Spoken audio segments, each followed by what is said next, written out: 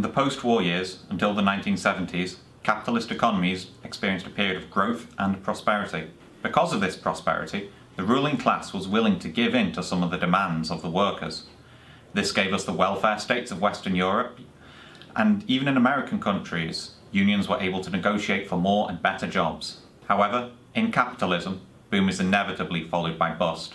In the 1970s, Bretton Woods collapsed, there was an oil crisis, and a surge in the class struggle.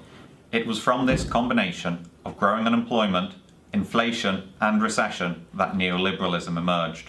A group of right-wing economists, of whom Milton Friedman is the most famous, began to gain support of governments, which now rejected Keynesian economics.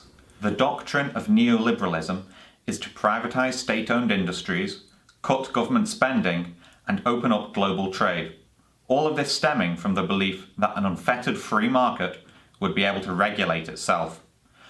While this helped save the profits of the capitalists, it was all at the expense of the working class. Secure employment was a thing of the past.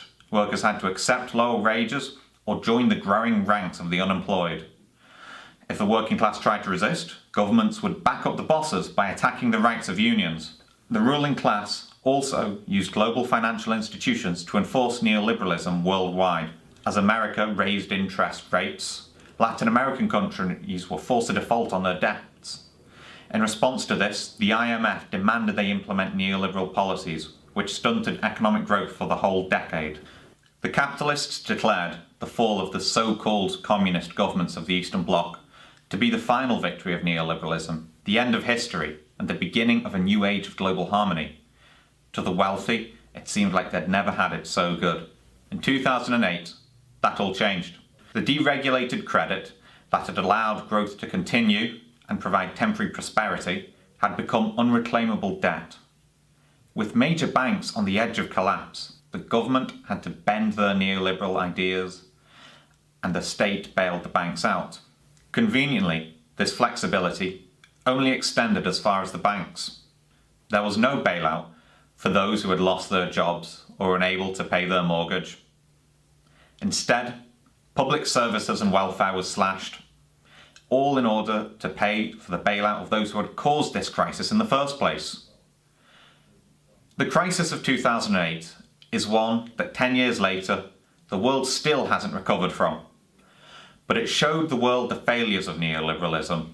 Now people all over the world are demanding a return to the Keynesian policies of the post-war period. But both systems have been shown to end in crisis and worsening conditions for the working class. What is instead needed is to get rid of the larger system that both are a part of. History has shown us that capitalism, no matter what form it takes, can do nothing to help the vast majority of people in this world, but puts the wealth of the world in the hands of fewer and fewer people. The only way to solve the problems that neoliberalism has caused is not simply to move to a kinder form of capitalism, but to move past it altogether. As long as the capitalist system remains, any concessions gained by the workers from the ruling class will soon be snatched away. What is needed is for power to be put into the hands of the working class and for capitalism to be consigned to the dustbin of history.